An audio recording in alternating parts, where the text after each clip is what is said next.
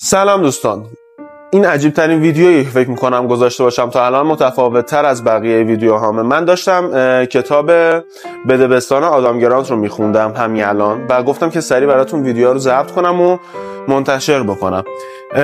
یه آزمایش خیلی جالبی داخل این کتاب بود که ذهن منو کامل به هم ریخت و اصلا ذهنیت من رو نسبت به پیشرفت، توسعه فردی و همه اینا تغییر داد. یعنی عجیب بود واقعا. اصلا هیچ سناریویی از پیش تعیین شده ای و اینا نیست. اصلا همین الان اومدم واقعا و داشتم میخوندم. بعد از مدت‌های کتاب نصف نیمه مونده بود، یه صفحه رو زدم نگاه کردم که دیدم چه تست عجیب و غریبی گذاشته. اسم تیترش ستاره یاب بود. میگه داستان از اینجا شروع میشه خب که تو اوایل دهه 1980 روانشناسی به نام داو ادن نتایج جالب توجهی رو منتشر کرد. خب این نتایج چی بود؟ میگه این روانشناس میتونه تشخیص بده قبل از اینکه افراد آموزش ببینن، میتونه بفهمه که کدوماشون نخبن و کدوما میتونن نتیجه بهتری توی آموزش ها بگیرن. این آزمایشی که این آقا انجام داد توی ارتش اسرائیل بود که برگرفته از یه آزمایشی توی آمریکا بود. خب حالا این آزمایش چی بود؟ بذاریم بهتون بگم.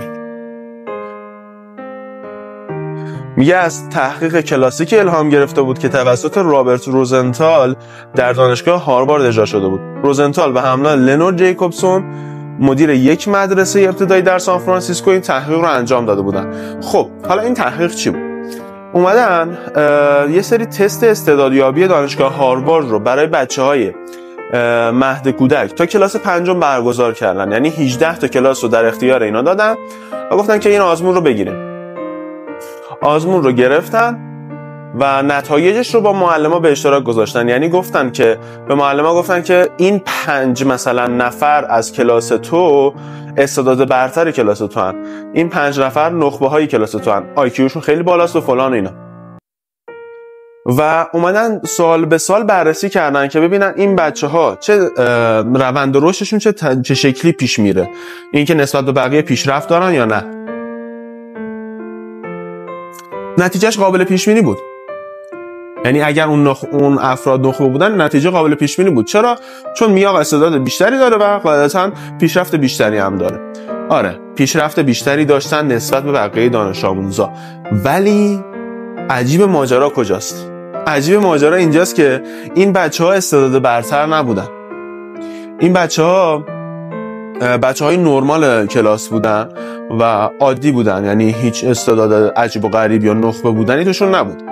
و این شکلی بود که فقط اینا اومدن میخواستن ببینن ذهنیت معلم چه تأثیر رو پیشرفت بچه‌ها داره. اومدن به معلم گفتن که این 5 تا دانش آموزای برتر تو هن. و ناخودآگاه این ایمان داشتن معلم به این بچه‌ها باعث شد که بیشتر روی آموزش اینا کار بکنه و اینا نتیجه های بهتری بگیرن. اصلا عجیب و غریبه. یعنی اینکه من فکر می‌کردم که فقط ذهنیت خودمون مهمه، این که خودمون به خودمون ایمان داشته باشیم، ولی دیدم نه، ذهنیت اطرافیان ما و مخصوصا اونایی که قراره به ما آموزش بدن چه تأثیر زیادی روی ما داره. یعنی اون آقایی که سال 1980 اومد این آزمایش رو تکرار کرد، ولی تو ارتش اسرائیل خیلی عجیب و غریب بود. از قبل بهشون گفتن که این 5 نفر بهترن، پس روی آموزش اون 5 نفر بیشتر کار کردن و اونا شدن ستاره های ارتش اسرائیل. عجیب و غریبه. و اینکه ذهنیت معلم و ذهنیت اطرافیان چقدر روی پیشرفت ما تاثیر داره رو میتونیم ببینیم. یعنی اینکه ما اگر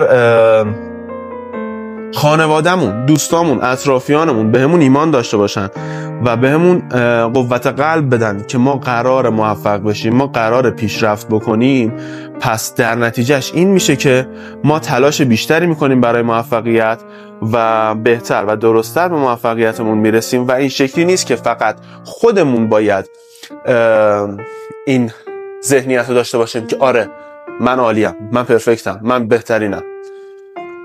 میخواستم اینو نتیجه رو با شما به اشتراک بذارم. خیلی خیلی چیز جالبی بود. و اینکه میخوام بهتون بگم که اگر حالا بچه‌ای دارید یا اصلا نه اطرافیانتون، بهشون انگیزه بدید، بهشون ایمان داشته باشید، بدونید که میتونن این کارو بکنن. آره من شاید به خودم ایمان داشته باشم که هزاران کارو ممکنه بتونم انجام بدم، خب ولی تا وقتی که پارتنر من، مادر من، پدر من، خانواده من این ایمان رو نداشته باشن به من و من میگن که نه تو نمیتونی، یا توی ذهنشون این چیزو داشته باشن که نه این نمیتونه و به هم بها ندن، در ادامهش اینه که من نمیتونم هیچ کاری بکنم، یا اگرم بتونم به سختی میتونم این کار رو انجام بدم.